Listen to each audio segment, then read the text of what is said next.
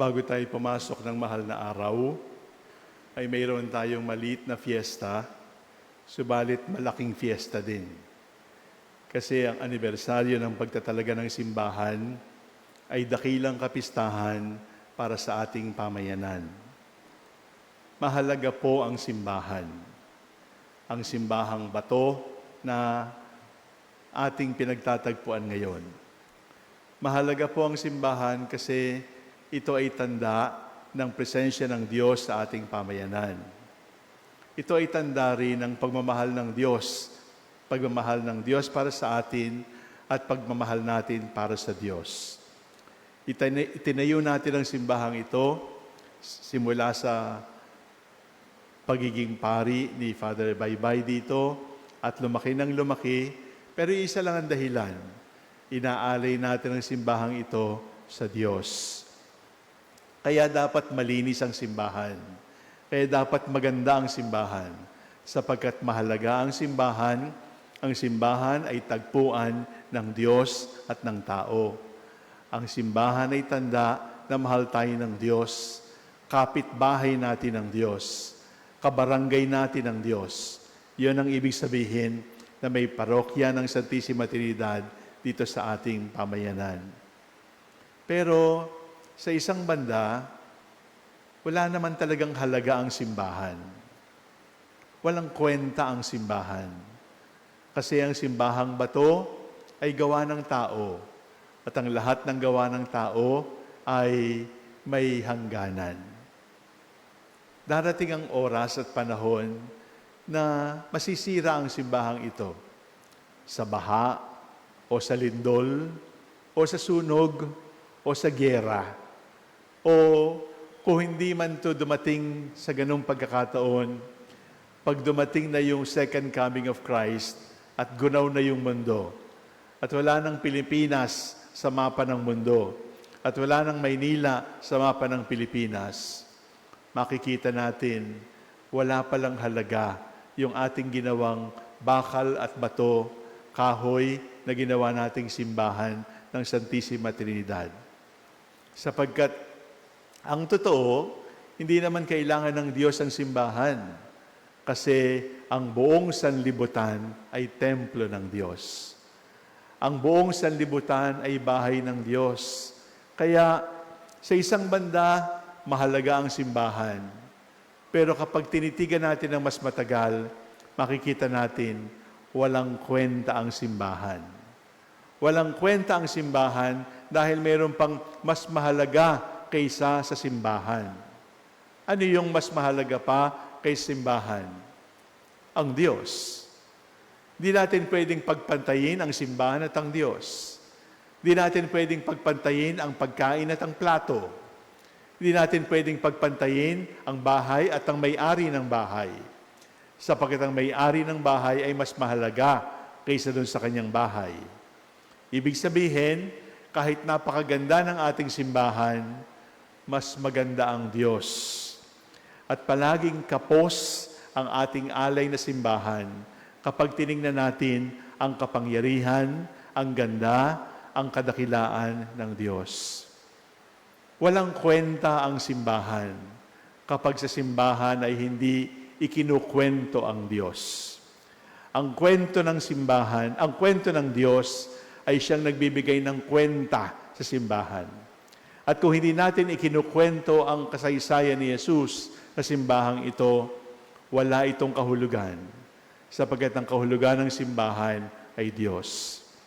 Mahalaga ang simbahan para sa atin, pero hindi ito mahalaga sapagkat mayroong mas mahalaga ang Diyos. Maganda ang simbahan ng Santissima Trinidad, pero ito ba ang pinakamagandang simbahan? Alam niyo namang hindi. At hindi ko iniisip yung Manila Cathedral. At hindi ko iniisip yung St. Peter's Basilica. Mayroon pang mas maganda sa St. Peter's Basilica. Mayroon pang mas maganda sa Manila Cathedral. Ano ang mas maganda sa Manila Cathedral? Ano ang mas maganda sa Santissima Trinidad Parish? Tingnan niyo yung katabi niyo. Siya yun. Mas maganda yung katabi niyo kaysa sa simbahang ito. Kasi ang simbahang ito ay gawa ng karpintero, arkitekto, engineer. At maaaring magkamali. Maaaring magkamali ng sukat, maaaring magkamali ng paglalagay ng bakal o semento. Subalit ang Diyos, hindi nagkakamali. At ang bawat isa sa atin dito, ikaw at ang katabi mo, ay nilikha ng Diyos. Kaya ibig sabihin, mas mahalaga ka, mas maganda ka, kaysa sa pinakamahalaga at pinakamagandang simbahan. Huwag nating kakalimutan na kung ang kwento ng Diyos ang nagbibigay kwenta sa simbahan, ang kwenta ng bawat tao, dignidad ng bawat tao, ang nagbibigay ng dignidad at kwenta sa ating simbahan. Sapagkat kung hindi kayo pupunta dito, anong kwenta ng mosaic? Anong kwenta ng paintings? Kung hindi kayo pupunta rito at walang tao dito sa simbahan, anong kwenta ng linis? Anong kwenta ng electric fan at mga pintura at ilaw? Walang kwenta lahat yon. Sapagkat may simbahan para sa tao, upang ang tao makatagpo ang Diyos. Maganda ang simbahang ito, mahalaga ang simbahang ito, pero hindi masyadong mahalaga. Mas mahalaga ang Diyos, mas mahalaga kayo, at higit sa lahat, mas mahalaga ang buhay na walang hanggan. Ang buhay na walang hanggan ang dahilan kung bakit tayo naririto. Naniniwala tayo na may buhay na walang hanggan at ang sino mang nakikibahagi sa tinapay ng buhay ay may buhay na walang hanggan.